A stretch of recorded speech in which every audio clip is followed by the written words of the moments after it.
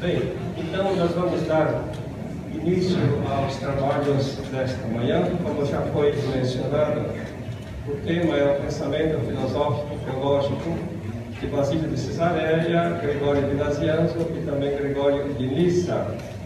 Mas nós vamos seguir a exposição, aliás, vai seguir a ordem aqui do programa, né?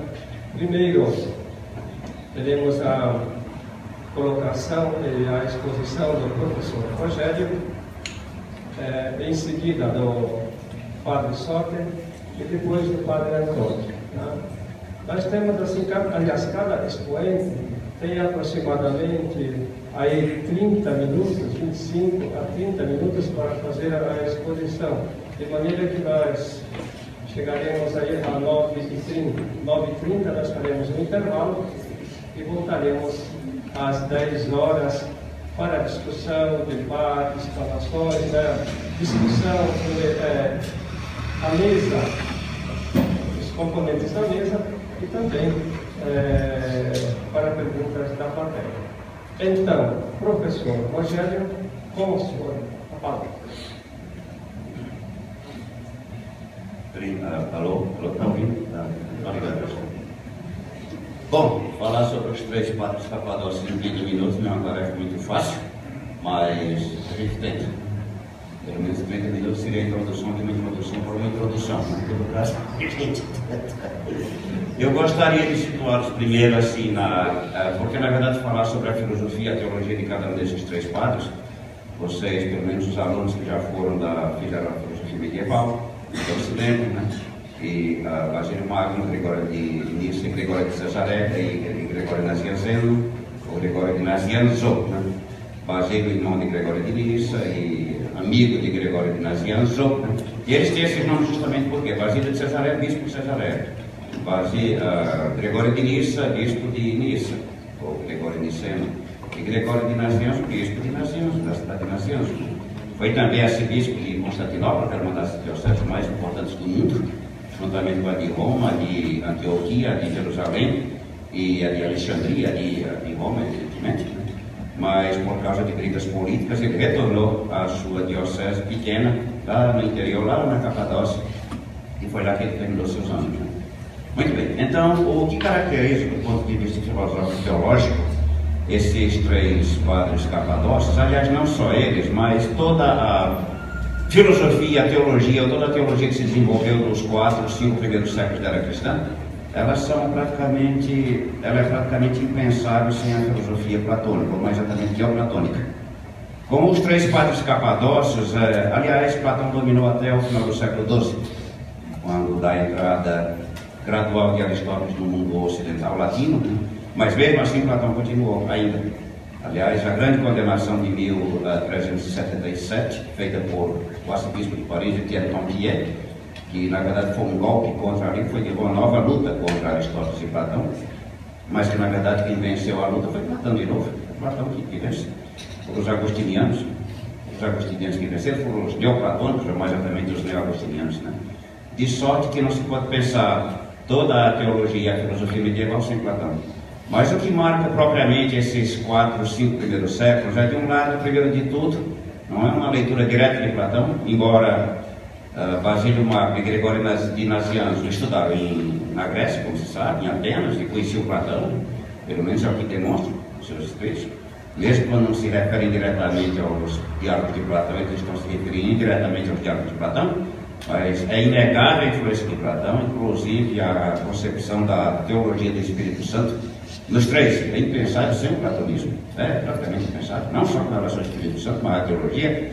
Mas uma particularidade que há é que, do ponto de vista propriamente filosófico, a influência desses três padres capadócios e nos outros teólogos que são da mesma época são basicamente duas grandes influências. Primeiro de tudo, da filosofia antiga, ou mais exatamente do helenismo, das chamadas filosofias helenísticas. Eu já expliquei para meus alunos a distinção entre helênico e helenístico, né? O helenístico tem um sentido mais pejorativo, o helenismo, dado justamente o sufixo ismo, esse sufixo é sempre pejorativo no mundo latino, e eu ouvi falar que no mundo eslavo é pejorativo também.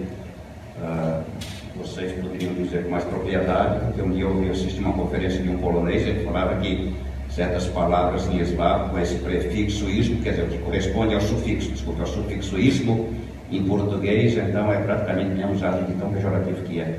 Porque na verdade tem um caráter reducionista.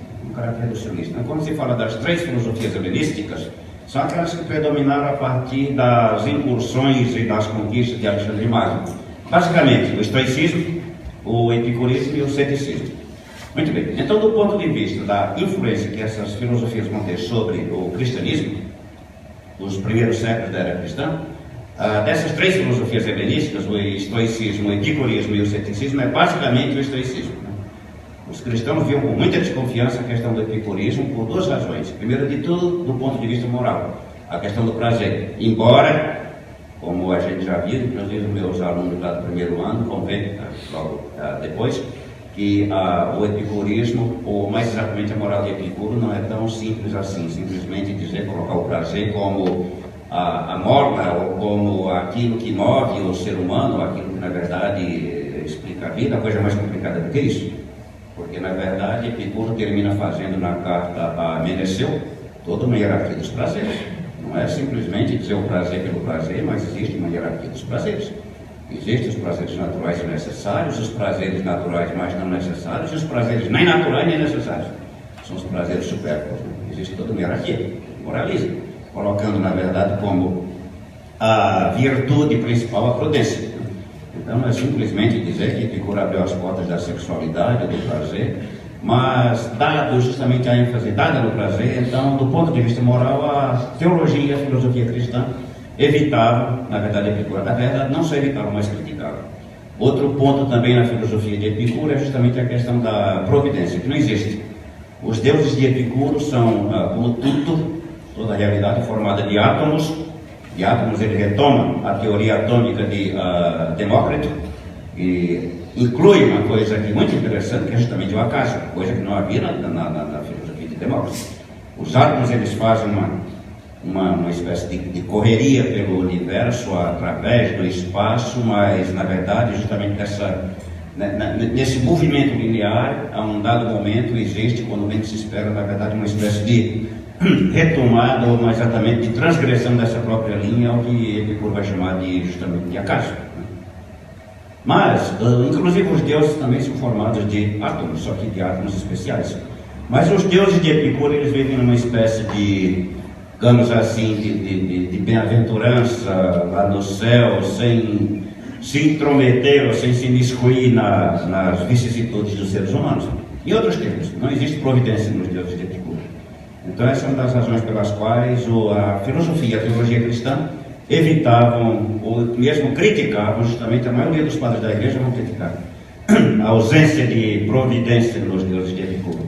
Santo Atanásio, num escrito de cerca de 335, 338, chamado A Encarnação do Verbo, a primeira coisa que ele critica. Basílio também, todos eles vão criticar justamente essa questão dela. Já com relação ao estoicismo, o ceticismo não leva em consideração, a não ser para aqui e acolá fazer alguma crítica, como o Clemente de Alexandria faz, nos Estrômatas, faz na verdade uma análise muito apurada e muito bem feita e muito penetrante da questão do ceticismo, com uma originalidade. Mas, de maneira geral, o ceticismo não foi assim uma preocupação dos padres da igreja. Agora, já com relação ao estoicismo, sim. Primeiro de tudo, a questão do Logos.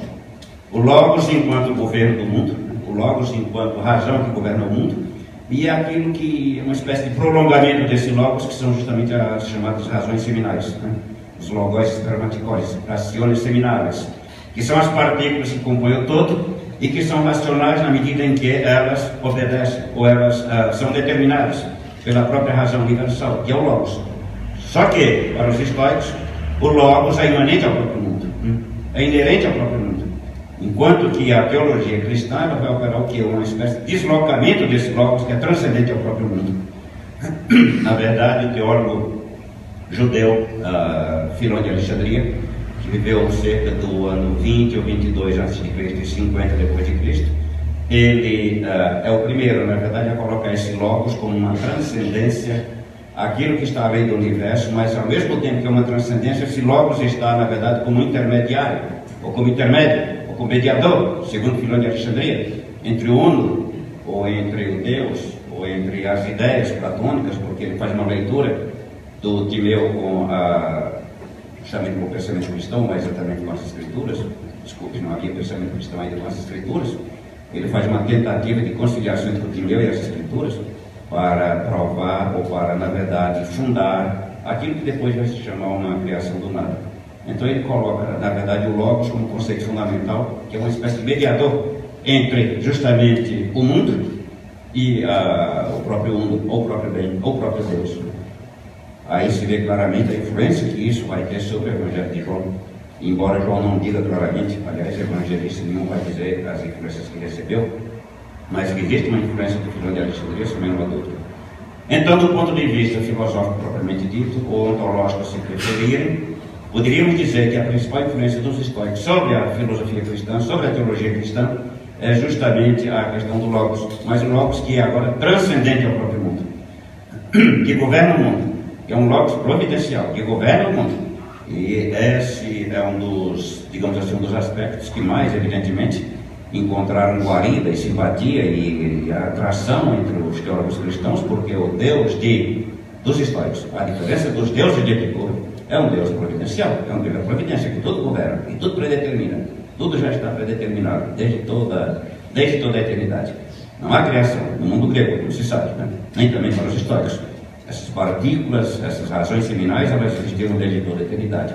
Conceito este que os cristãos também vão tomar, os padres da igreja, já Orígenes, Justino e todos eles. Só que essas razões seminais, essas partículas, elas são criadas. Aí a diferença também com relação aos estoicos. E o outro ponto da influência dos estoicos sobre a teologia cristã dos primeiros séculos, dos padres da igreja, é justamente do ponto de vista moral, a questão de que da impassibilidade do sábio, ou seja, a diferença do Epicuro, é aquele que não se deixa levar nem pelo excesso de emoções, por aquilo que os estoicos chamavam de pathos, que se traduz em latim por affectiones, pelo menos é a tradução que Cícero faz, mas depois affectiones, as afecções vão assumir outra conotação na filosofia moderna, como Spinoza. Quando você vira as afecções em Spinoza, é diferente daquilo que os estoicos chamavam de pathos, e que se traduziu em latim por affectiones. Então, na verdade, a impassibilidade do sábio, aquele que não se deixa levar nem pelo excesso de prazer, nem pelo excesso de tristeza, é aquilo que vai influenciar, do ponto de vista moral, a teologia cristã. Por isso que os teólogos são extremamente simpáticos com relação, mesmo fazendo crítica, né, ao estoicismo. Então, dessas três filosofias, propriamente a filosofia estoica que vai influenciar de maneira mais explícita, de maneira mais, digamos assim, fundamental, o pensamento teológico se desenvolve até o século VI, até o século V. Eu estou falando na verdade, até o século VIII, porque a patrística se desenvolve, o movimento patrístico, ou aquilo que se denominou a literatura patrística, vai propriamente do final do século I, se coloca, por exemplo, os mesmos escritos, a Didaquê, por exemplo, a carta de Clemente de Roma e a carta também, talvez, um escrito chamado Pastor de Hermas, e talvez a carta de Inácio de Antioquia já vem no começo do século II. Mas, a partir daí, então, é o que se chamou o movimento, a literatura patrística, né? Que dura no mundo ocidental até o século VII, mais exatamente 636, com a morte de Isidoro de Sevilha, que é o último padre da igreja ocidental. Enquanto que na igreja oriental, na teologia oriental, vai até o século VIII, mais exatamente 750, com João Damasceno, que é o último padre da igreja oriental. Então, do ponto, nós quando falamos assim, então na verdade as duas filosofias que predominaram, que influenciaram essa teologia, como eu já falei, o estoicismo e agora o platonismo. Só que o platonismo tem uma particularidade. Quando se fala de platonismo em geral, é tudo aquilo que direto ou indiretamente diz respeito à filosofia de Platão. Por exemplo, quando se coloca uma divisão entre o mundo da sensibilidade, o mundo da espiritualidade, o mundo das realidades inteligíveis, quando se coloca, por exemplo, uma predominância, uma primazia do espírito com relação ao corpo, do espírito com relação à matéria, quando se coloca também, quando se refere a uma hierarquia do ser, e todos aqueles movimentos místicos que se desenvolveram na Idade Média, culminando no século XIII e no século XIV, com o mestre Eckhart, a chamada mística renana, Então, tudo isso, de maneira global, então se pode dizer que é o platonismo. Só que, na verdade, existem diferenças dentro do próprio platonismo. Né? Existem diferenças, digamos assim, nuances de interpretação. Já com a morte de Platão, então a academia é assumida pelo seu sobrinho, Speusipo, e o que se coloca como ensinamento da academia, os debates que se faziam, o que é que nós vamos agora, digamos assim, continuar como estudo? Bom, continuar os estudos do mestre, no sentido de dar a primazia às realidades inteligíveis, considerar também o mundo das realidades efêmeras, que é o mundo da natureza, da sensibilidade. A preocupação de Platão é com a sensibilidade, não é com a matéria. Matéria é Aristóteles. E ao mesmo tempo dá uma ênfase também à matemática. Essa é a primeira geração da academia, com seu sobrinho Speusipo.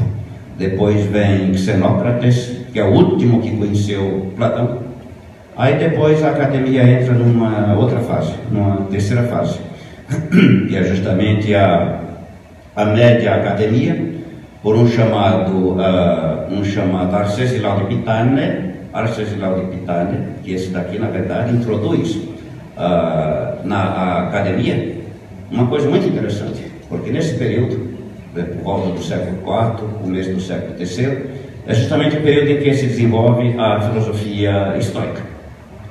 Os estoicos, do ponto de vista do conhecimento, tinha uma coisa muito interessante, que é a questão das representações. Uma representação, quando ela se impõe ao sujeito cognoscente de maneira clara e distinta, estou falando aqui evidentemente uma linguagem cartesiana, mas quando ela se impõe de maneira claríssima, então ela não pode ser duvidada, ela é verdadeira. Isso é a representação tal qual como os estoicos a concebiam. Ora, tanto Arcesilau de Pitane, como também aquele que lhe sucede imediatamente na academia, chamado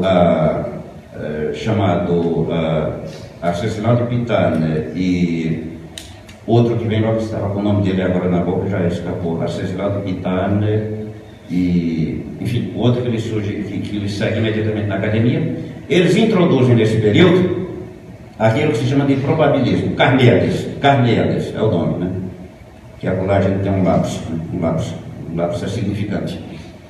Os alunos já sabem, o lapso é significante, a gente nunca deve ter raiva quando tem um lapso, pelo contrário. Quando você esquece o nome, quando você faz um lapso, faz um ato falho, você deve investigar o que é que significa. Então, Arcesilau de Pitane e Carneades, eles introduzem na Academia de Platão aquilo que se chama justamente o probabilismo. Não é ceticismo, uma espécie de ceticismo. Ou seja, uma representação, antes dela ser aceita como verdadeira, ela tem que ser examinada. Porque a questão que se coloca é entre aquilo que se vê e aquilo que o sujeito conhece. Deve-se considerar também o quê? É interessantíssima essas interrogações sobre a questão da representação, já no começo dessa teoria da imagem ou da representação, como uma dúvida que se coloca na própria representação, que vai, na verdade, repercutir depois, tanto na Idade Média, como, sobretudo, no limiar da modernidade com Descartes. Porque entre o sujeito cognoscente e o objeto representado, existe primeiro a distância, existe também a luminosidade, existe também o ângulo do qual ele observa o objeto, existe tudo isso. Então o sujeito deve desconfiar se aquele objeto é representado de maneira absolutamente clara e distinta. Né? Então aí se entra, por assim dizer, uma espécie de ceticismo, ou mais exatamente probabilismo na Academia de Platão. Probabilismo este que vai agora se transformar num ceticismo, sim, na primeira metade, no último século antes de Cristo, mais exatamente no primeiro século antes de Cristo, onde não somente entra na Academia de Platão esse ceticismo, mas agora também uma espécie de ecletismo, dado agora nós estamos já em pleno período romano. Muito bem, então acontece que no primeiro século da era cristã e no segundo século da era cristã, houve um movimento chamado, que depois se denominou médio-platonismo. É esse que vai influenciar os padres da igreja, os primeiros, e também, sobretudo, os padres capadócios. Não somente o médio-platonismo, mas o neoplatonismo. Os médio-platônicos jamais se chamaram médio-platônicos. Eles não sabiam que eles estavam vivendo um período entre Platão e o período que viria depois chamado neoplatonismo. Como já falei várias vezes também a vocês, os medievais jamais se chamaram medievais. Não existe que eu saiba, nenhum habitante da Idade Média se chamou medieval. Nós estamos vivendo num período que vai da antiguidade e depois vai um período chamado Idade Moderna. Essa denominação de idade de medieval começou a se dar no período do Renascimento e historiograficamente foi no século XVIII. Se passou a se chamar os medievais. Não, medieval jamais se diz que é medieval. Cada povo, cada cultura se acha como vivendo o coroamento da civilização, como nós agora, né? Como nós agora. Todo mundo com o seu telefone, com o seu celular, com o seu notebook, com o seu depois, quem sabe, daqui a 2, 3, 4 séculos vão estar fazendo a gozação da gente, né? Aquela fase obscura, que eles chamam de Idade Média, que é o século XX, o século XXI, eu costumo dizer isso a meus alunos, eles começam a rir. Então, fala da parafernália diabólica, que são os celulares e tudo. Então, assim também, os médio-platônicos jamais se chamaram médio-platônicos. O que é que caracteriza esse movimento chamado médio-platônico? Primeiro de tudo, pessoal, não é propriamente uma escola filosófica. É um movimento, porque muitos deles jamais nem se viram. Nós temos, por exemplo, os chamados médio-platônicos, que são os chamados profanos, como, por exemplo, Plutarco, que viveu entre o final do século I e o começo do século II da era cristã. Também o médico Galeno, temos também outro pensador grego chamado Albino, temos também um pensador do norte da África chamado Apuleio, Albino, e também o próprio Celso, que é aquele contra o qual Orígenes escreve o livro contra Celso. Já do ponto de vista cristão, os médio-platônicos são basicamente Orígenes, Clemente de Alexandria, por exemplo, Orígenes, Justino, São Justino, né? E, de certa maneira, se poderia dizer que influências do médio-platonismo também marcaram os padres capadócios, sobretudo Gregório de Nissa, no que diz respeito à questão da participação e à questão da imagem. E isso por quê? É o seguinte, o médio-platonismo, ele acentuou, primeiro de tudo, a hierarquização do ser.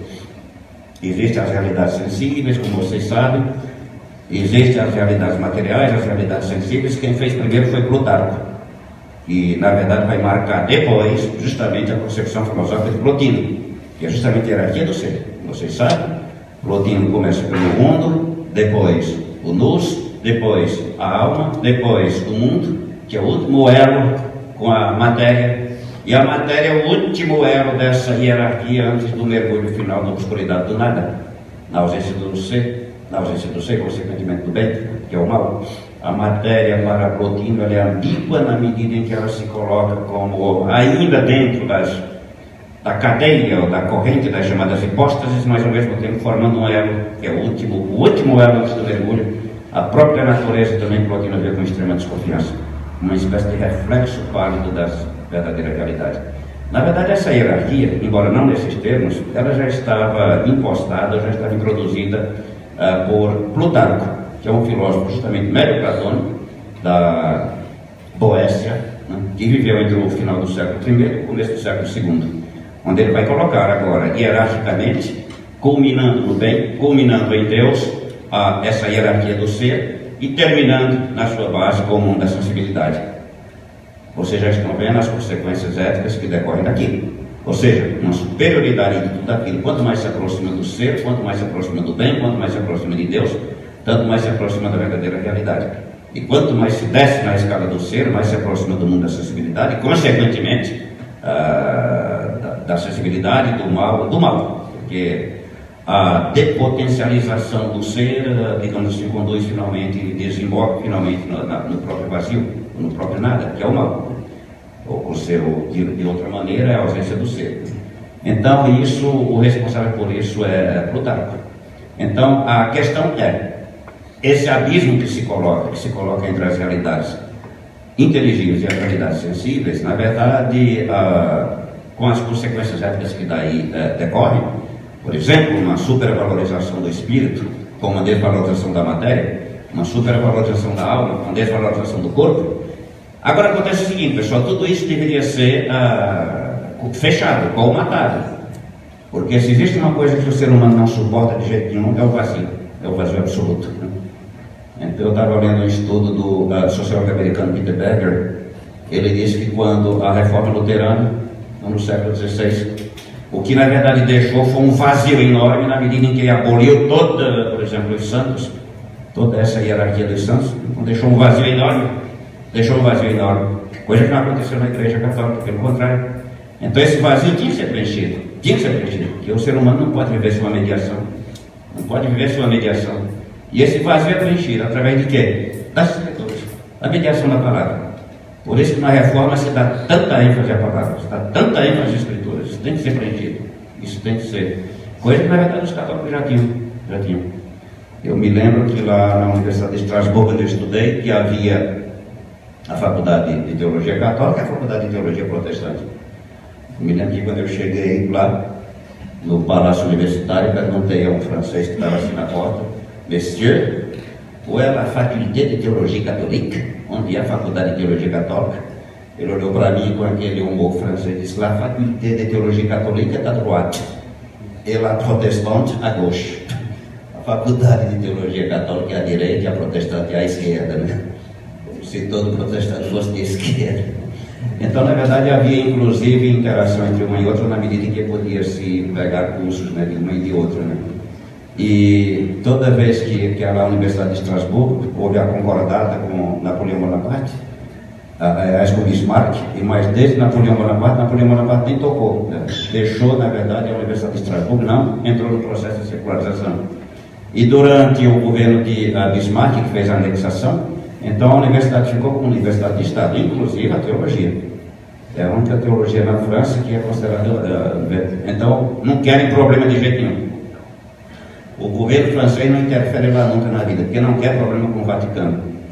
Tanto é que toda vez que havia um problema na faculdade de teologia protestante, o reitor telefonava para o bispo para resolver o problema, porque o Estado francês não quer problema nenhum com o Vaticano. Então, sintomaticamente ele falou isso. E um dia numa discussão lá, porque a gente ia estudar justamente praticar o alemão lendo justamente os textos dos teólogos alemães, Lutero, por exemplo, e uma das questões era essa. Quando se debatia, se encontrar uma solução final, dizia: mas, peraí, mas quem é que está com a verdade? Então tinha que se apelar para quem? Para os mestres. O Lutero, o Calvino, o Melanchthon, mas enfim, tem que ter uma mediação. E isso os protestantes colocaram sobretudo a palavra. Nossa, você que quer falar 5 minutos para ter dado espaço, 5 para terminar, né? Como eu já falei para vocês várias vezes, antes de Freud, somente as mulheres eram histéricas, né? Mas Freud mostrou que os homens também são, começam a falar, não para mais. Só para terminar essa conversa é o seguinte, pessoal, que eu estava pensando que estava começando. Do ponto de vista, então, filosófico, platônico, na verdade é o médio platonismo que vai marcar os padres da igreja. Agora veja bem, com relação aos padres capadócios, nós temos essa particularidade. Ao mesmo tempo em que existe essa valorização ou essa espiritualização das realidades inteligíveis, com a consequente, digamos assim, depreciação das realidades sensíveis, né? Existe também a questão, como eu dizia, da participação. E é sobretudo o teólogo Gregório de Nyssa que vai usar a questão da participação e da imagem como tentativa justamente de colmatar essa distância que existe entre o bem e o mundo sensível. Por isso que ele é o responsável por todas essas correntes místicas que se desenvolveram na Idade Média, sobretudo com aquela que culmina no século XIII e no século XIV, que é a chamada mística renana, né? Agora, com relação aos outros padres também, não só, essa é a questão, não só essa filosofia médio-platônica, mas também a filosofia neoplatônica que vem depois, que vai predominar, assim, com Plotino, no século III, até o século V, o século VI, e além. Porque se nós pegamos um teólogo como, por exemplo, Scott Erigenes, que viveu no século VIII, para os começos do século IX, ele é um neoplatônico.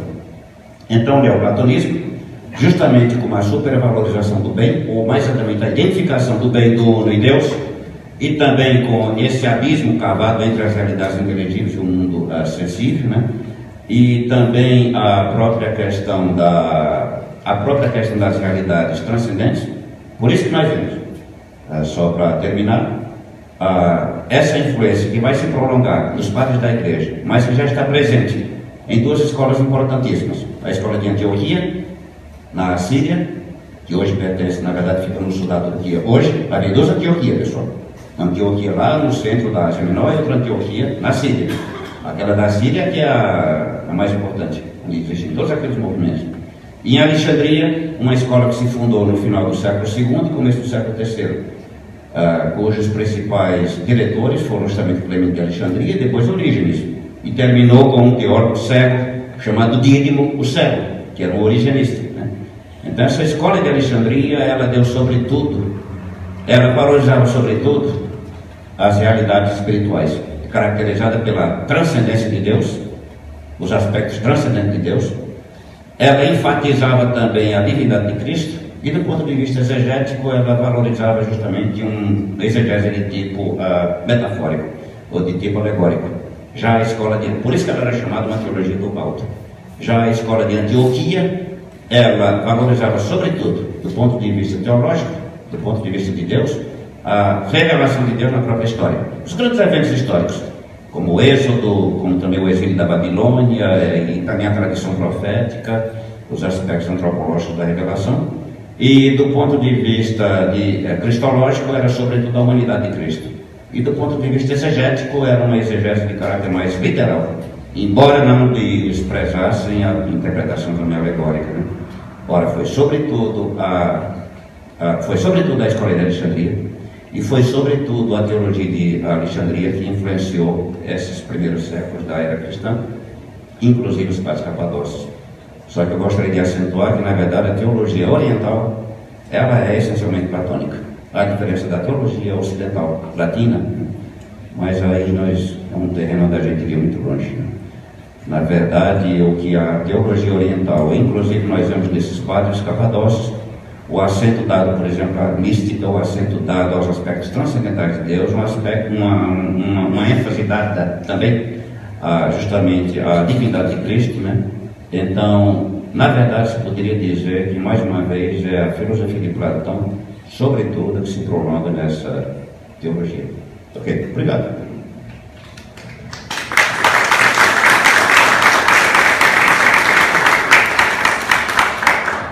Bem, muito obrigado, professor Rogério.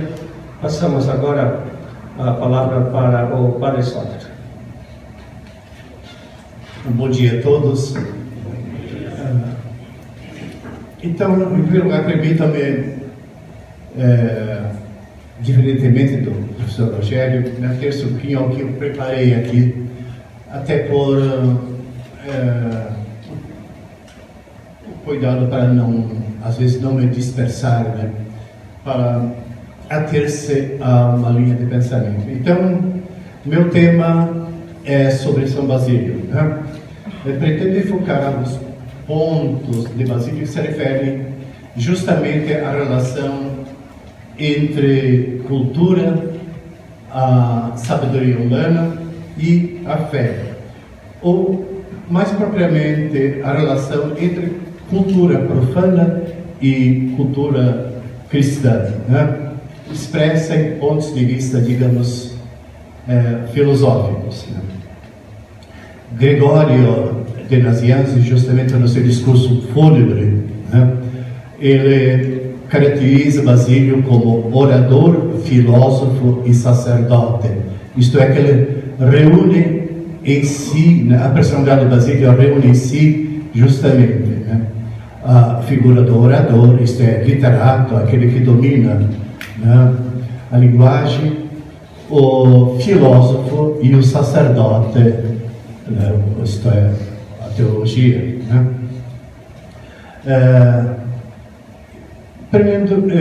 Pretendo justamente enfocar dois pontos. Primeiro, a trajetória de vida de Basílio, a sua formação, e depois vou me ater-se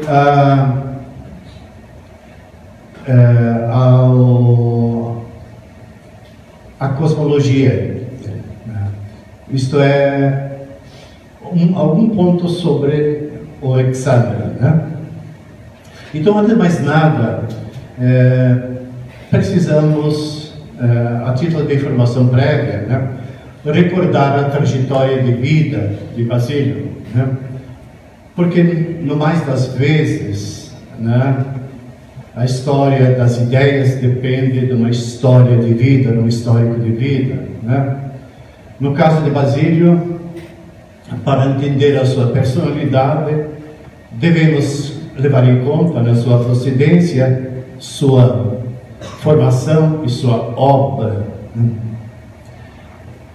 Basílio procedia já de uma família tradicionalmente cristã. habitante da província da Capadócia e Ponto, na Ásia Menor, né? O território que era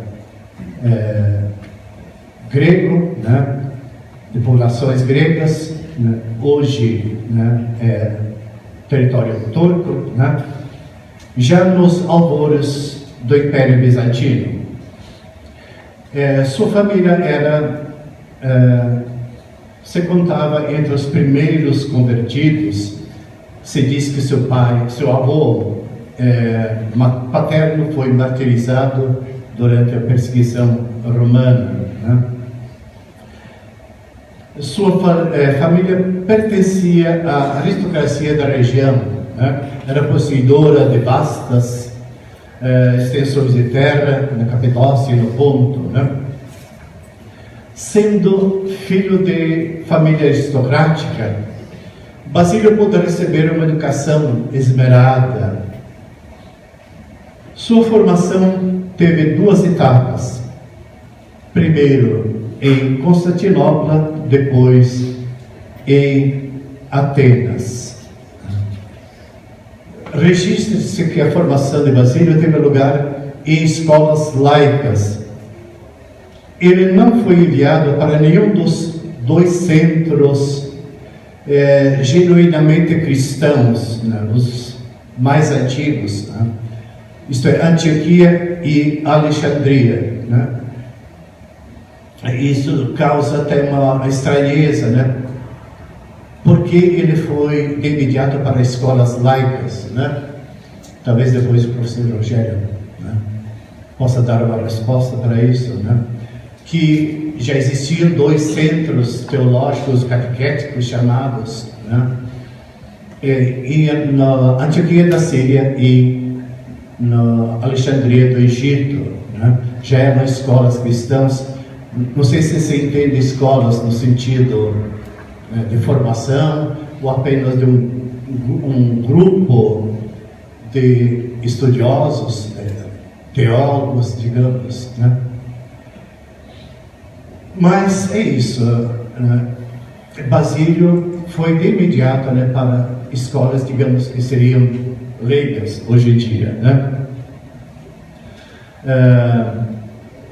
Na sua formação, Basílio teve a companhia de Gregório de Nazianzo, com quem travou estreita amizade, né?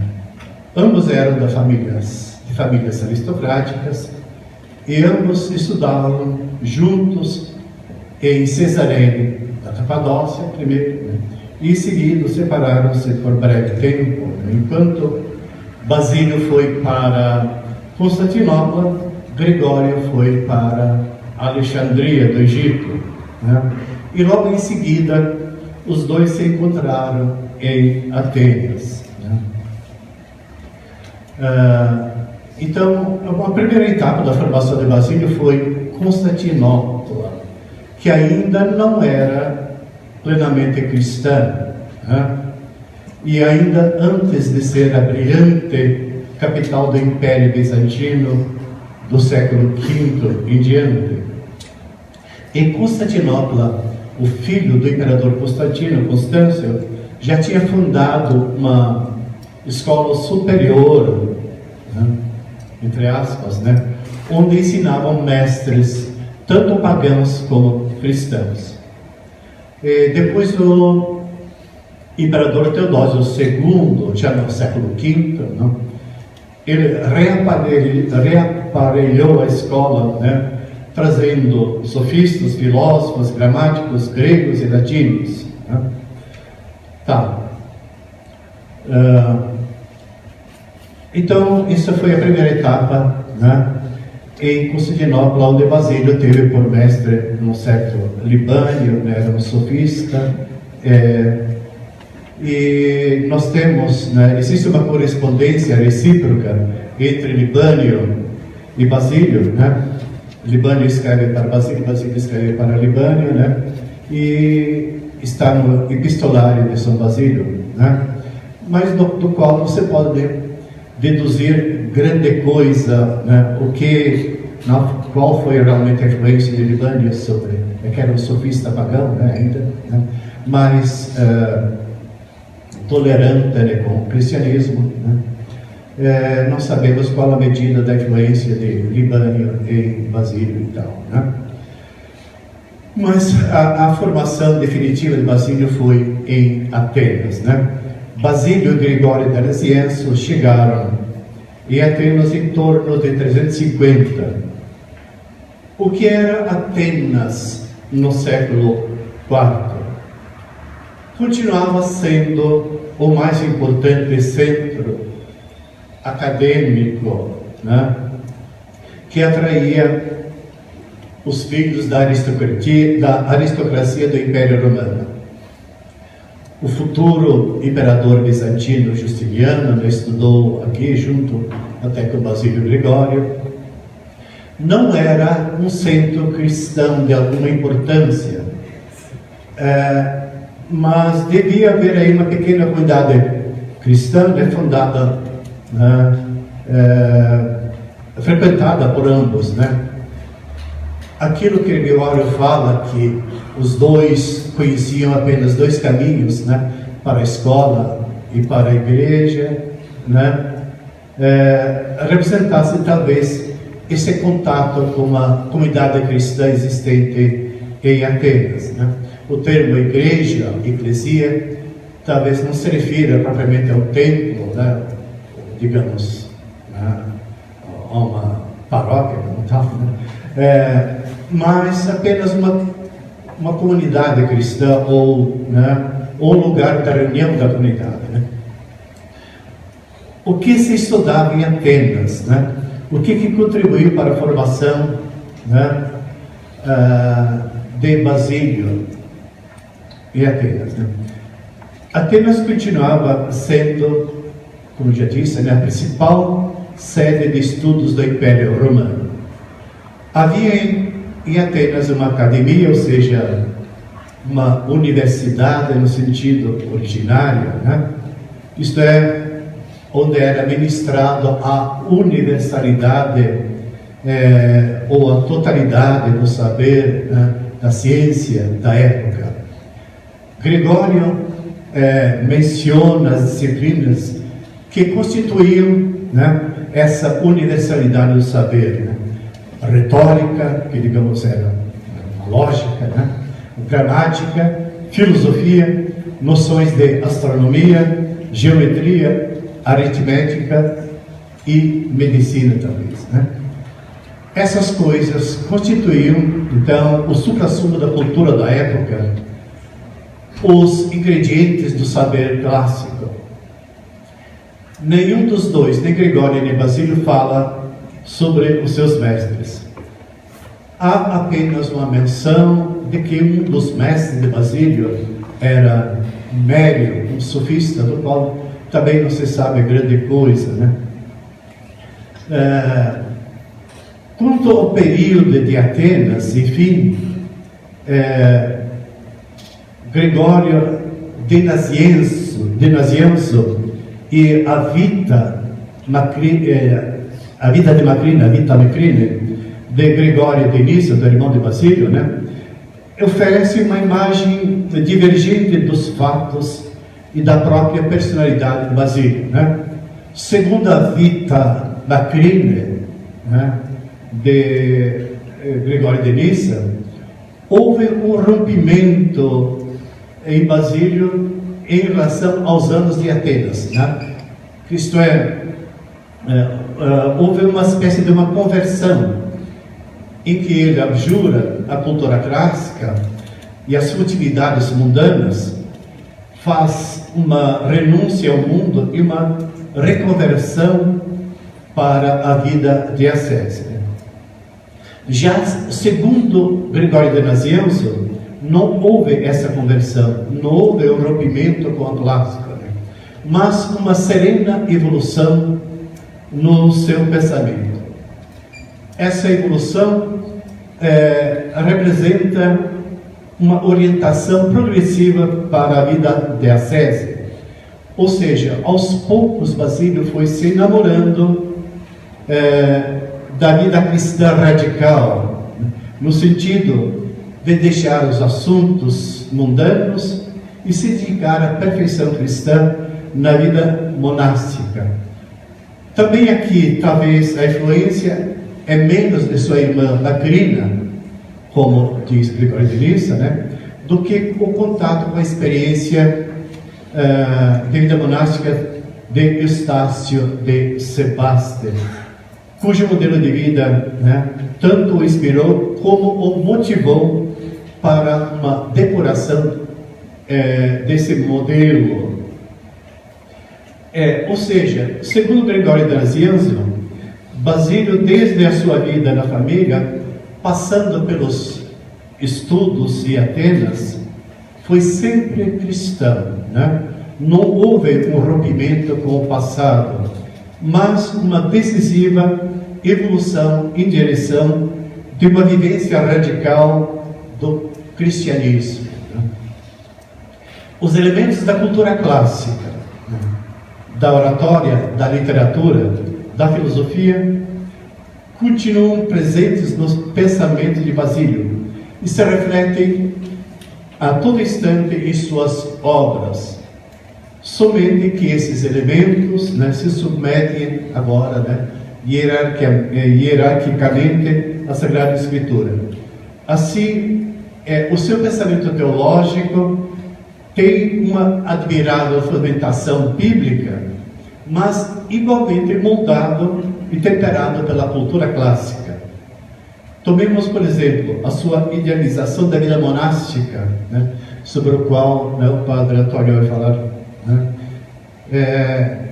que, fundamentada na utopia da primeira comunidade cristã, é totalmente, digamos, humanizada ou humanística, equilibrada, depurada de elementos estranhos à ideia cristã, né, que fervilhavam no movimento monástico daquele tempo. Para o nosso objetivo, isto é, destacar alguma linha de pensamento no qual se evidencia o elemento dito filosófico e, né, a sua interação com o pensamento teológico, né, vamos lançar um rápido olhar, assim, bem limitado, sobre, né, a sua obra, o Hexameron, né, e que também, né, justamente o Hexameron, isto é, o seu conjunto de homilias, de 9 homilias sobre a criação, né, Hexameron hexa 6, hemera dia, né, 6, a criação em 6 dias, né? E o discurso dos jovens, né, as duas obras justamente, né, se evidenciam mais claramente, né, se evidencia mais claramente o seu fundamento filosófico, né? Primeiro, né, o Hexameron, sua coleção de 9 homilias sobre a criação, né, que podemos caracterizar como sendo simultaneamente um tratado teológico de Deus Creante, né, do Deus Criador, e uma obra filosófica sobre a origem da realidade, né, uma cosmologia ou cosmogonia. Aqui as ideias teológicas e filosóficas estão em constante referência e interação, né? O Hexameron é datado entre os anos 377 ou 378, né? Portanto, a última obra de envergadura de Basílio, né? Antes de sua morte, né? No ano 379. O Hexameron acompanha a narrativa bíblica da criação, sendo que as duas primeiras homilias, né, constituem o fundamento para as demais. Nessas duas primeiras, é discutida a própria ideia da criação. É feito um confronto entre a ideia grega e a ideia cristã quanto ao surgimento do cósmico, né, que é especialmente interessante aqui, né, porque ele põe vamos dizer, em confronto justamente, né, a cosmogonia grega, né, e a cosmogonia cristã. Né? Basílio não traz, né, a homilia, que seria talvez a mais interessante de todas e mais espinhosa também, né, entre todas, né, a homilia sobre a criação do homem. Né? A patologia grega traz de fato uma 11ª homilia sobre a criação, mas essas são espúrias, não são autênticas de Basílio, né? Alguém escreveu posteriormente, né? Provavelmente essa questão se deve, né, essa lacuna se deve à questão do tempo, né? Isto é, Basílio já enfermo, nas suas cartas, né, ele se queixa de uma enfermidade que o enfraquece cada vez mais, né? E por isso ele não tem o tempo, né, de escrever, né, a homilia sobre a criação do homem, né? Ressalta-se que o Hexameron não é a única obra do gênero, né? Apareceram na época dezenas de Hexamerons, né, de obras sobre o assunto, né? Isso desde o do Filon de Alexandria, de Opificio Mundi, isto é, sobre a construção do mundo, né, sobre a modelagem do mundo, né, de Filon de Alexandria, né, que está no primeiro século, né, até autores medievais, né, parecem vários, dezenas desses, né. Gregório de Nyssa, irmão de Basílio, né, escreveu uma também, né.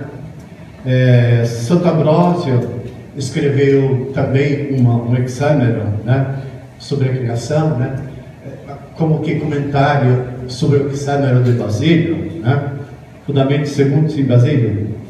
E tudo isso faz parte do esforço de propor uma explicação cristã para a origem de todas as coisas, né, o que constitui um grande esforço, um grande ponto de interrogação para a filosofia grega e helenística, né? A cosmogonia, a origem de tudo, né? De todas as coisas, né? As cosmogonias pagãs se desdobram sobre o assunto, né? De onde procedem todas as coisas? De onde veio tudo o que existe, né? Recorre a explicações míticas, né? Entre os quais, né, o demiurgo platônico, né, ocupa um lugar mais significativo, né? Toda essa questão, a cosmologia cristã, em face, né, em contraponto às cosmogonias pagãs, é amplamente inserida nas duas primeiras homilias, mais propriamente na segunda homilia, né, do Hexameron. A cosmogonia cristã se tem um princípio fundamental, claro, né, um ponto de vista fundamental e inconcluso, né? O mundo, né, todas as coisas são criação de Deus. Mas esse princípio comporta muitas questões que são até, de certa maneira, pressupostos na narrativa bíblica da criação, né? Basílio enfrenta essa problemática, discorrendo sobre as etapas da criação, né? De acordo com a sequência da narrativa. Seu discurso contém uma referência constante à filosofia e à literatura grega. Apesar de seu princípio firme e inconteste, isto é, que o mundo é uma criação divina, o confronto entre a sabedoria profana e a fé cristã está mais para o diálogo do que para a polêmica, o que revela a grande envergadura intelectual de Basílio. Uma questão prévia. O Hexâmeron é apenas uma obra literária ou uma coleção de homilias realmente pronunciadas, né? Uma pergunta para o Rogério depois, né? Ou seja, apenas tem a forma de homilia e são um gênero literário, né? De um lado, analisando as características da obra, cheia de especulações, de sutilezas de linguagem e de pensamento, referências frequentes a filósofos, literatos, um discurso de alto nível teórico, né? Dificilmente faz supor que se trata de homilias reais, pronunciadas para um público heterogêneo, composto de homens, mulheres e crianças, né? Como Gregório de Nazianzo, né, refere, né? Seus ouvintes, né? Até como ele mesmo menciona, são operários, artesãos, tecelões, né? Na primeira homilia ele alude que alguns dos seus ouvintes são desocupados, que saindo das pregações vão para a praça bater papo e jogar dados, jogar baralho, né? Então, como a gente podia imaginar, né, que, né, as características dessas homilias de tanta profundidade, né, de um caráter teórico elevado, né, podia ser uma homilia realmente, né, pronunciada para grande parte do povo, né, que era de nível intelectual humilde, né? Enfim, nós podemos imaginar, né, que Hexâmeron era uma obra literária, era uma coisa, né? O Hexâmeron como obra literária era uma coisa que ele impôs, né? E o Hexâmeron pronunciado era outra coisa, né? Como só ia acontecer, né? Às vezes você escreve, né, homilia, mas pronuncia de outro modo para um público, né, adequado, né? Os sermões do Padre Vieira eram realmente pronunciados?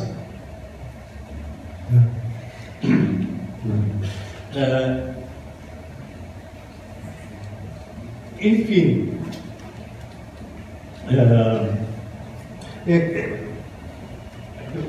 né?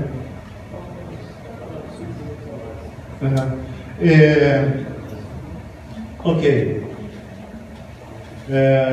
Então Basílio pretende, então, enfim, caracterizando em traços gerais, né, o Hexâmeron de Basílio, podemos dizer, né, que ele se insere no contexto da literatura de todos os povos, que busca enfrentar o problema da origem do real, do mundo, do princípio e da gênese de todos os seres, né? Um problema, né, que é bíblico, mas que é universal, de todos os tempos e de todas as culturas, podemos dizer, né? Lembrando que, abstraindo da questão da revelação, né, a parte, né, a narrativa da criação é uma peça literária da cultura hebraica, né? Basílio pretende justamente apresentar a visão do problema, discorrendo sobre a narrativa do Gênesis, né, dialogando com teorias profanas. Ele quer expor princípios firmemente cristãos, né? O Deus Criador, a criação ex nihilo do nada, né? A liberdade de Deus na criação, a liberdade do homem, o problema do mal, que seria outro tema interessante, né? E outros tantos pontos, né, que são pontos de discussão até hoje, né? Nessa discussão, mantendo firmes pontos de vista cristãos, Basílio mantém constante referência à filosofia e à literatura grega, né? Menciona Platão, Aristóteles, os estoicos, Plutarco, Aquilão, Teofrasto e outros tantos, né? São sempre pontos de referências positivos ou negativos, né? São confrontados os conceitos de matéria eterna, o dualismo maniqueu, a crença na metempsicose, o fatalismo astrológico e coisas semelhantes. Mas muitas ideias são aproveitadas, né? Falando em geral, no discurso sobre a criação segundo Gênesis, prevalece em Basílio o literalismo na interpretação da Sagrada Escritura. E ele mesmo, né, afirma, né, que ele sempre se atém a uma interpretação literal em contraposição ao alegorismo, à interpretação alegórica ou simbólica das coisas, né? Mas é uma interpretação literal equilibrada, digamos realística, né? Isso, né, é muito claro em Basílio, né? Essa interpretação literal, mas mas altamente, né, elaborada, altamente realística, né? Que se contrapõe à extração de significados e ideias arbitrárias em contraste com o genuinamente revelado. Quero agora só meter um pontinho, né, particular de Alexandro, até para abrir discussões posteriores, né? O conceito de criação elaborado por Basílio. Particularmente, o objetivo do Alexandro não era discutir a qual a origem do cosmos. Isso é pacífico, né? Deus é o Criador, a origem de tudo. E sim como se deu a origem do mundo. Então, para Basílio é absolutamente pacífico que o mundo é a criação de Deus, em contraposição às especulações helenísticas que não tinham a resposta final para a questão, né? A solução prevalente era da eternidade do mundo ou do eterno retorno, né? A especulação de Basílio se concentra sobre o sentido de arché, princípio. O arché é Deus, mas também o instante originário de tudo, o começo de tudo, momento da passagem do nada para o ser. São especulações intricadas que preenchem as duas primeiras homilias, né? Na nossa imaginação, digamos, fantasiosa da criação, né? Nós imaginamos, né? Deus estava sozinho, né? Estava entediado ali.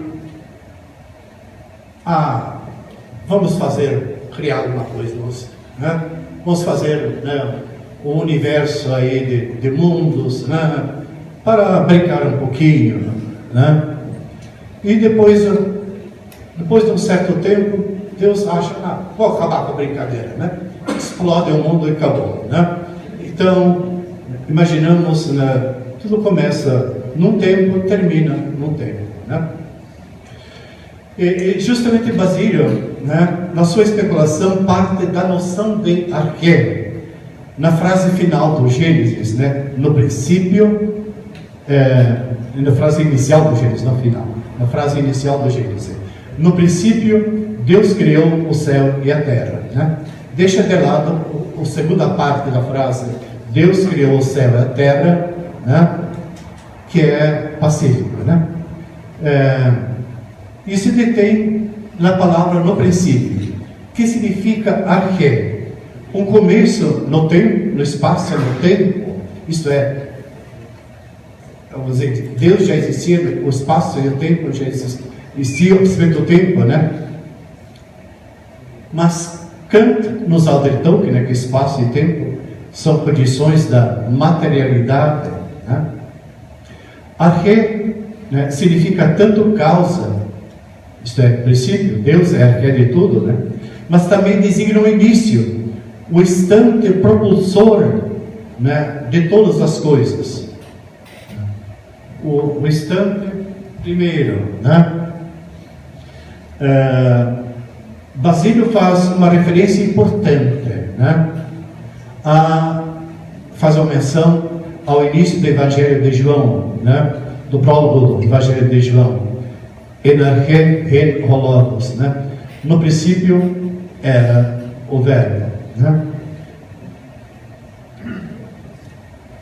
Em 6 minutos eu termino. Apesar das especulações teológicas se orientarem para o sentido cristológico da expressão Cristo é o Logos, o Verbo divino, as considerações sobre a participação de Cristo na obra da criação, né? Pessoalmente eu prefiro não traduzir o termo Logos, né? Dado o seu peso nas cosmogonias gregas, né? Como também nas cosmogonias cristãs, né? No princípio era o Verbo, e nele e por ele todas as coisas foram feitas, né? Na sua especulação sobre arque, Basílio se move entre origens, né? Com sua criação ab eterna. É certo isso? Origens, né? Mantém o princípio da criação ab eterna, né? Ou também, né, uma referência a Spinoza, Deus cria sempre, desde sempre e para sempre. E as considerações muito sutis, né, sobre espaço e tempo, baseado em Aristóteles, né, do livro da física dele, do livro sexto da física, né? Então, São Basílio se detém essas explicações muito sutis, né, sobre o princípio, né, de todas as coisas, né? Ou sobre o próprio conceito de criação, dando uma certa ideia, né, de que, né, quando nós dizemos não creio em Deus Pai, Criador do céu e da terra, né, esse Criador, né, não significa uma criação, né, com um ponto inicial, né, mas uma criação, né, que depende da própria, que é decorrente da própria essência do Pai, né, de essência de Deus, né, Criador do céu e da terra, né.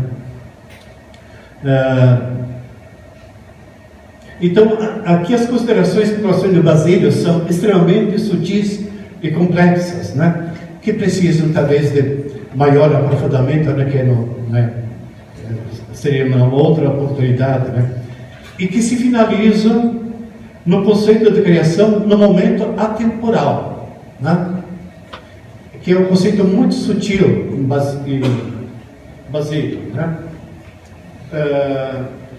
Isto é, que a criação não é no tempo, né? Como se existisse o tempo antes, né? Deus, né,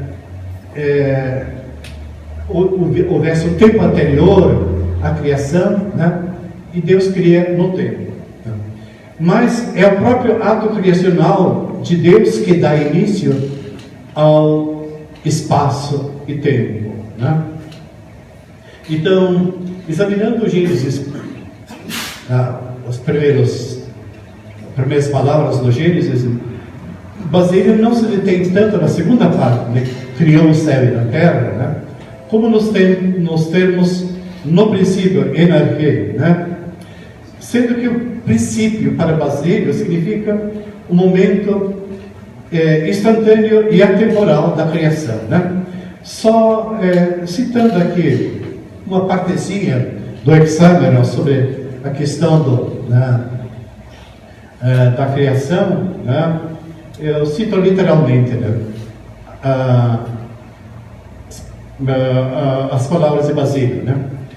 Congênito com a gênese do cosmos, dos animais e das plantas que nele estão, deu-se também o surgimento do tempo, com seu perene despontar e já passar, né? O tempo, o que é? Né? O desponta e já passou, né? Se que jamais consiga fixar de algum modo o seu percurso, né? Isto é, o tempo é alguma coisa que a gente não pode fixar, né? Porque agora, né, de imediato ele já passado, né? E o futuro nunca é. O futuro está sempre diante de nós, né? Ou talvez não é tal a natureza do tempo, no qual o passado não é mais, e o futuro nunca chega, e o presente, ainda que se possa perceber, eis que já escapou da percepção. Igual ao tempo, é de fato a natureza de todas as coisas criadas, né? Cada uma delas se encontra no contínuo fluir, no crescer e decrescer, sem nunca poder manifestar claramente alguma coisa determinada estado. Isto é, uma coisa nunca é, né? Realmente, né? Então, assume propriamente, né, o conceito dinâmico, né, do ser, né? É um contínuo fluir do crescer e decrescer, né? Sem nunca poder manifestar claramente alguma coisa em determinado estado, né? Uma citação muito significativa de Basílio, né? E que comporta, né, tantas questões, né? Para, né, nós entendermos o pensamento de Basílio, né, propriamente, né, sobre a questão da criação, sobre, né, o cosmogênese, o mundo e tal, né? Então, isso merece daí um desenvolvimento posterior, né? Talvez, né, muitos trabalhos de TCC sobre o assunto, né, que é justamente, né? Ou seja, Basílio se confronta, né, o que é a preocupação agora cristã, né, de oferecer, né, uma explicação da origem de todas as coisas, né? Isto é, em vista das cosmogonias pagãs, né, ele pretende oferecer agora, né, uma cosmogonia, né, cristã, a explicação da origem de todas as coisas, né? Não só, né, de que Deus é o Criador, né, a origem de todas as coisas, mas também como se deu, né, a origem de todas as coisas, né? Qual é a origem do mundo e de todas as coisas, né, que é objeto, né, também da filosofia.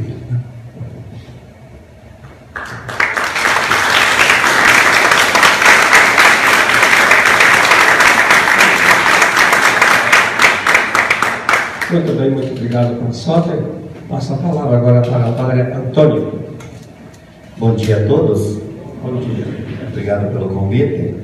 Então, a minha palavra aqui vai ser sobre Basílio em relação à vida monástica. E o Padre Soter já falou da formação dele. Então, tomando aí a partir da volta de Basílio de Atenas, ele se tornou também professor, né? Mas ele foi tomado pelo ideal monástico, ideal ascético, né? Que já existia, inclusive na Ásia Menor, onde o grande representante era Eustácio de Sebaste. Um ascetismo muito rigoroso, bem extremo. E Basílio faz uma viagem então ao Egito, a Síria, a Palestina e Mesopotâmia, para ver como que era, visitando a vida monástica lá, onde era mais anacorética do que eremítica, né? Do que cenobítica. E ele volta apaixonado pela vida monástica. Então, em 358, ele se retira para Annecy, juntamente com alguns companheiros, e lá organiza uma comunidade. Porém, em 365, teve que abandoná-la, porque foi chamado para ser conselheiro do bispo Eusébio de Cesareia. E depois, com a morte de Eusébio, no ano 370, Basílio o sucedeu no episcopado. Porém, durante toda a sua vida, conservará uma certa nostalgia da vida monástica e escreverá aos monges a quem visitava nos mosteiros por ele fundados na própria Cesareia. Bom, o que Basílio vai fazer? A vida ascética já existe, mas Basílio vai dar um ponto de equilíbrio, né, naquela vida ascética que era bem exagerada. bem de extremo, né? A visão de Basílio é uma visão de equilíbrio. Ele colocará o acento sobre o amor de Deus e sobre a caridade em relação aos outros, mais do que sobre a austeridade ascética. Estamos diante de uma comunidade ascética que tem como norma de vida o Evangelho. E por último, temos uma teologia eclesial que está na base da vida comunitária, pois para Basílio é o próprio mistério da igreja que é vivido na comunidade ascética. Para Basílio, pela visão da Trindade que ele tem, a igreja é comunidade de amor, sob a moção do Espírito. E a vida monástica, a vida ascética, ela só pode ser dentro da comunidade eclesial, movida pelo mesmo Espírito. Então, Basílio concebe a vida ascética, a vida monástica, como parte integrante da igreja. Se nós trouxermos para os dias de hoje, pegando o documento Vida Consecrada, lá nós vamos ler que a vida religiosa é na igreja e para a igreja. Durante essa breve colocação, espero que fique bem claro que na cabeça, no coração, na prática de Basílio, estava presente essa realidade. Quer dizer, a vida monástica, a vida ascética é na igreja e para a igreja, para Basílio. Não pode ser fora, né? Então, a característica principal do ascetismo basiliano vai ser a espiritualidade bíblica e um forte humanismo. Humanismo nas relações internas entre as pessoas, entre os membros da comunidade. Basílio entende uma vida segundo o Evangelho.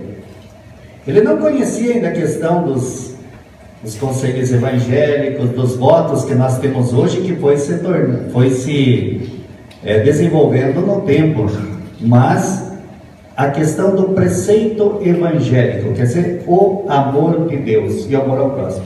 Então, como que era essa fraternidade basiliana, para nós termos uma ideia do que Basílio tinha como vida ascética? Na base do seu sistema, Basílio coloca o preceito da caridade, amor a Deus e amor ao próximo. Enquanto nas regras morais, ele ainda partia de um convite à penitência, já depois no ascético, esse tema é reduzido ao amor a Deus e amor ao próximo. Então não é aquela vida de rigor, de penitência, mas uma vida de relações de amor.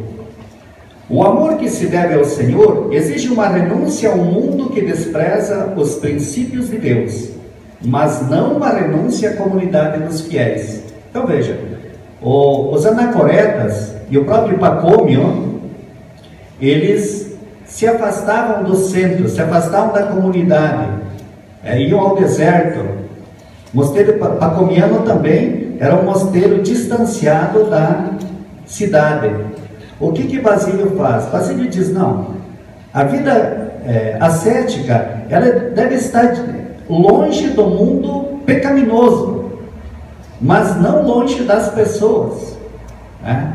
Então ele faz uma distinção, o que é o mundo e o que são as pessoas, a comunidade. Tal renúncia ao mundo profano se realiza em modo mais fácil numa habitação separada, sob forma de vida cenobítica comunitária, porque o amor pelo próximo exclui o ermitismo. A caridade de Cristo não permite a alguém interessar-se somente por si mesmo. A caridade não busca seu interesse. Ora, a vida solitária, totalmente separada de todos, tem como única finalidade que cada um cuide de suas próprias necessidades. A vida cenobítica vem, portanto, justificada pelo preceito evangélico do amor. Outra justificativa são: A vida comunitária consente a correção fraterna. Nela se goza dos carismas dos outros. Eu coloco o meu carisma em consonância com o carisma dos outros. Eu estou servindo, mas ao mesmo tempo me utilizando do serviço, do carisma, da riqueza de outros. A vida comunitária, vivendo em comum, pode-se praticar mais virtudes e observar mais preceitos. Do ponto de vista prático, a vida cristã em comum, vivida em meio ao mundo, orientava os ascetas para as obras de caridade, inclusive o ensinamento. Então, vamos nos situar um pouco. Antão, o grande pai da vida anacorética, diz a história que ele era iletrado, né? Que ele não sabia escrever.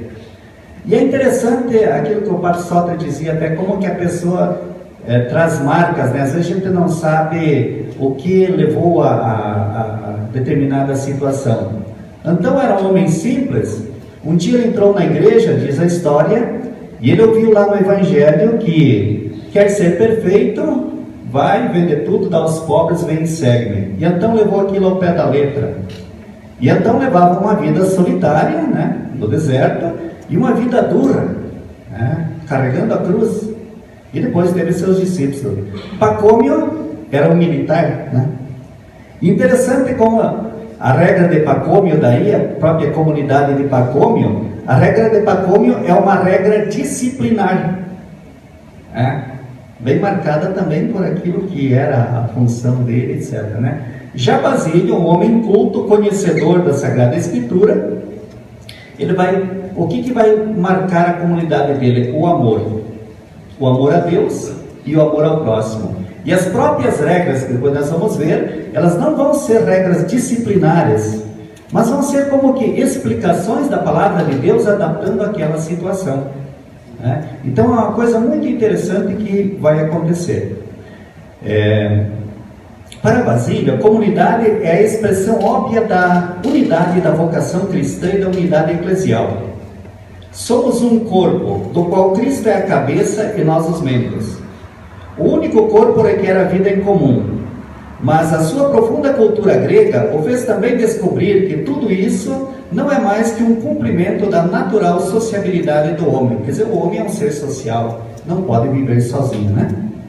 Basílio refletiu muito sobre as relações fraternas, porque são a nota distintiva do cristão. Recolheu uma série de textos joaninos sobre o amor ao próximo, nos quais o amor se apresenta como o novo mandamento do Senhor, como traço distintivo dos cristãos e como feito ao próprio Senhor aquilo que se faz aos irmãos. A comunidade se apresenta, então, como exigência da própria vocação cristã. Ela é a colocação em comum dos carismas pessoais dos irmãos. É o âmbito onde os monges se evangelizam mutuamente, porque as palavras e os exemplos dos irmãos ajudam a crescer no espírito. Então o que Basílio faz? Ele aproximou as comunidades monásticas ao bispo e à cidade, dando-lhes compromissos assistenciais e apostólicos. Deste modo, suas comunidades se abriram à grande comunidade da Igreja, como autêntico fermento renovador em meio a esta, o que não havia até então. Neste sentido, se adverte em Basílio uma nostalgia da Igreja nascente. A comunidade monástica é uma renovação da comunidade primitiva de Jerusalém. Ele está obcecado por este ideal descrito nos Atos: união de coração, pobreza voluntária, fé gozosa, enriquecidas pelos carismas concedidos pelo Espírito Santo, em um tempo em que aquela caridade cristã das origens estava esfriando. Por isso queria restaurar o mais fielmente possível aquela fraternidade primeira, na qual tudo era comum, distribuía-se a cada um segundo suas necessidades, e os carismas pessoais eram para a utilidade de todos. É interessante notar que para Basílio, o monacato jamais será uma sociedade diferente da Igreja. a igreja, a unidade da igreja, será sempre para ele a preocupação quase única e dominante. Ele concebe então, como vimos, a comunidade como o corpo de Cristo. E aí vem a figura do superior na comunidade, dentro dessa visão dele, né? Então, nessa comunidade, o superior, presidente, ou ele usa a palavra proestos, exerce a função de olho. Tem o carisma de discernir a vontade de Deus sobre cada um dos irmãos. Então, nesse sentido, o superior da comunidade seria o intérprete da Sagrada Escritura, vamos dizer, o intérprete da vontade de Deus para que seja cumprida na comunidade. E o superior nasce da mesma vitalidade da comunidade. Ele não substitui a autoridade hierárquica sob a jurisdição da qual está a comunidade, mas é essencialmente um elemento de coesão a essa. Ainda mais, Basílio abraça totalmente consciente o ideal da comunidade de Jerusalém, ideal que exige uma comunhão integral. Efetivamente, os monges deverão deixar sua propriedade, toda a propriedade, e haverão de observar a pobreza individual, porque de outro modo, nosso corpo permanece como afundado na lama, segundo ele. Eles não terão senão um único coração e uma só alma sob a autoridade do presidente. Isso nos conduz diretamente à impugnação da vida anacorética, principalmente porque não permite a prática do preceito essencial da caridade fraterna. Também de que a solidão implica grandes perigos. Essa teoria está desenvolvida essencialmente na regra mais extensa, no número 7. Se o monacato é para Basílio a única forma de vida capaz de realizar de maneira íntegra o ideal evangélico, tão somente pode levar-se a cabo dentro do cenóbio, dentro da comunidade, e não no anacoretismo, né?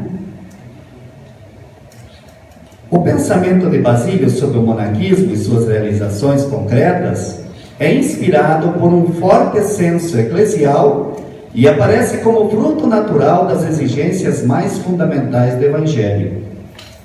Recuperar a igreja das origens significa para ele integrar o espírito vivente do monaquismo no seio da própria igreja, mediante uma retomada da caridade de Cristo. As fraternidades, assim como ele as concebe, são células da própria igreja, que encontram o vigor da disciplina evangélica. E aqui nós podemos fazer novamente uma ligação com os documentos da igreja, que sempre vão dizer, né, que a vida religiosa, ela é na igreja e é para a igreja, que somos chamados a ser luz para o mundo, ser sal, luz, ser fermento na massa, né? Então, reconduzindo os cenóbios do deserto para a periferia da cidade, Basílio permite que se instaure de um modo espontâneo a inserção do carisma monástico no próprio centro da comunidade eclesial. O cenóbio não é um adjunto, ele se desenvolve a partir da igreja, da qual se distingue, mas somente com a finalidade de melhor inserir-se, possibilitando assim uma mais ampla possibilidade de verificação oferecida a si mesmo e à igreja, a fim de que ela não se distancie da pureza e da autenticidade de suas origens. Os documentos da igreja hoje também falam que a vida consagrada deve ser, a partir da sua vivência, do seu testemunho, como que também um ponto de referência e uma chamada de atenção à igreja, toda a comunidade eclesial, para a vivência da comunhão, para que a igreja não esqueça da sua identidade, que é comunhão, e da sua missão, que é comunhão, né? E o que dizem hoje os documentos da igreja, né? Fazendo uma ligação, que a vida religiosa deve ser comunhão, deve partir da comunhão, levando comunhão para gerar comunhão na igreja, né? Então isso aí está bem presente, se a gente vê, né? Isso que se fala hoje, se estuda hoje, né? Está bem presente lá também nos inícios com São Basílio. Baseado na visão da Santíssima Trindade, Basílio tem uma visão de igreja como comunidade de amor e de serviço recíproco, cujas relações, como em Deus, acontecem pela ação do Espírito Santo. A igreja, e nela a comunidade monástica, refletem em si o dinamismo trinitário do amor personificado pelo Espírito.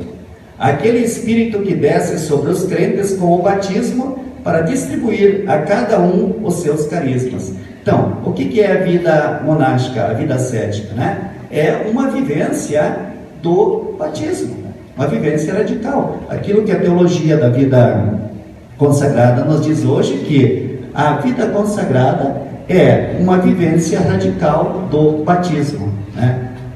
Não existem dois princípios. O princípio é o batismo para todos, a finalidade é a santidade de vida para todos. Os caminhos que são percorridos agora vão através das vocações específicas que cada um recebe, né? E que cada um vai perseverar, vai ser fiel e vai levar a cabo, né?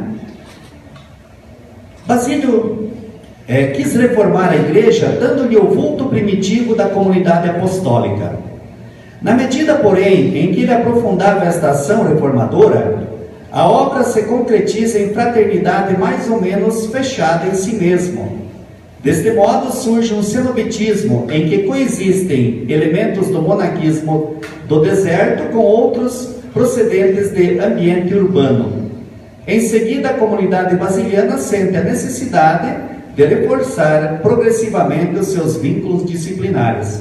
Então, tudo que vai se institucionalizando também, sempre vai necessitando também de novas exigências, de novas leis, de uma disciplina também. Então, tudo isso também foi acontecendo no decorrer da história. O desenvolvimento mais significativo foi o da obediência. A organização comunitária de Basílio, que parece nascer por si mesma em laços muito mais pessoais do que jurídicos, e que revela no amor a plenitude da lei, funda-se sobre um harmônico consenso, no qual cada um contribui com o pleno desenvolvimento da personalidade, a unidade do todo. A fraternidade é fundada substancialmente sobre um sistema de relações, não é fruto de uma comum sujeição a um pai carismático ou a uma regra comunitária. Na organização da comunidade prevalecem nitidamente os assim ditos relacionamentos horizontais. Então, a própria obediência, ela não vai ser uma obediência vertical, mas uma obediência mais horizontal. Quer dizer, todos nós devemos obediência a um projeto comum. E ali que está o verdadeiro sentido da obediência, né? Às vezes a gente entende a obediência como um ato, manda fazer, fiz, não mandou, não fiz, né? Mas a obediência vai infinitamente muito além disso. O que é verdadeiramente a obediência? Isso vai aparecer aí no contexto de Basílio. É eu colocar a minha vontade em consonância com a vontade de Deus, que é expressa no carisma da comunidade, na missão que a comunidade tem. Então, aí, como vai se configurar então a pessoa do superior, como já vimos nesse caso, né? É alguém que está ali para ajudar. Então, Basílio vai dizer que o superior tem a função dos olhos. O que ele quer dizer com isso? É aquele que vai à frente, prestando atenção, orientando, defendendo, mas caminhando junto, né? Então é a comunidade que caminha com alguém que vai junto, vai na frente, vai orientando e vai também chamando atenção naquilo que é necessário.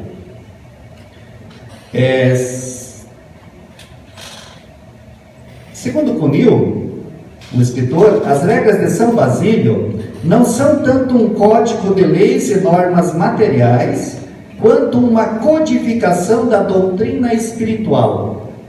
Na mesma linha, outro autor considera que São Basílio não compôs uma regra monástica propriamente dita, mas as duas obras ascéticas, às quais foi dado o nome de regras, são as regras mais extensas, um repertório de 35 conversações espirituais, nas quais se expõem e explicam os princípios, as obrigações da ascese que se impõe ao monge.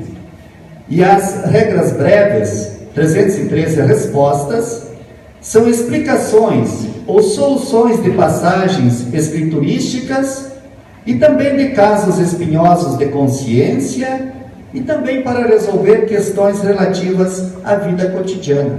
Então são mais conversações do que normas, né? Os escritos basilianos sobre a vida monástica são essencialmente uma teologia dos princípios básicos da vida religiosa.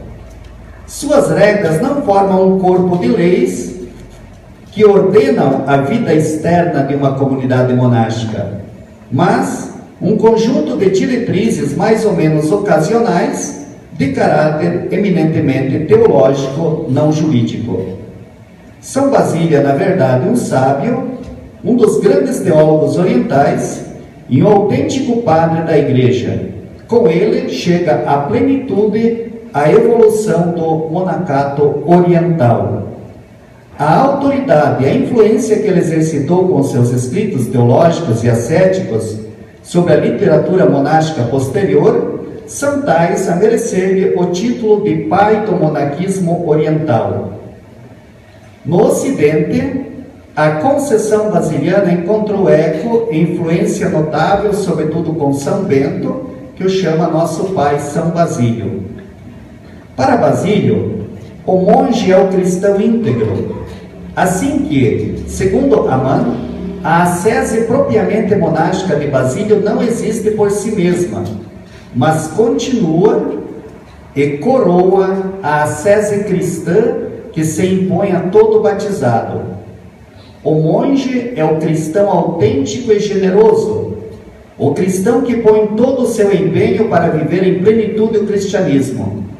Essa é a doutrina basiliana, que, qualificada como austera e crucificante, já que, em primeiro lugar, o monge há de abraçar a rigorosa observância do Evangelho e cumprir integralmente os mandamentos de Jesus Cristo, porque quem violar um só, violará todos os mandamentos. Então, quais são, resumindo, 1 minuto, as principais novidades de Basílio? A comunidade deve ser pequena para que o relacionamento seja um relacionamento horizontal, uma obediência horizontal. O superior tem a função dos olhos, que caminha junto, vai à frente, que interpreta as Escrituras, interpreta a vontade de Deus. A comunidade que é trazida de longe para dentro da cidade e para dentro do seio eclesial. E a comunidade é concebida como um corpo, o corpo de Cristo. E também o trabalho, que não vai dar tempo de falar aqui, mas o trabalho que até então era geralmente visto como trabalho manual, Basílio agora coloca que o intelectual também é um trabalho. Então ele traz o intelectual, traz a ciência também para dentro dos mosteiros, para dentro da vida religiosa. E outros.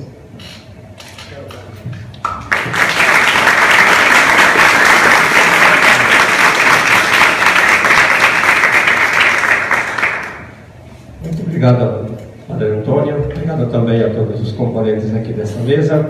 E nós faremos um intervalo agora de uns 20 minutos, 25 minutos, e vamos ver se nós fazemos um esforço aqui de estar todos de volta pelas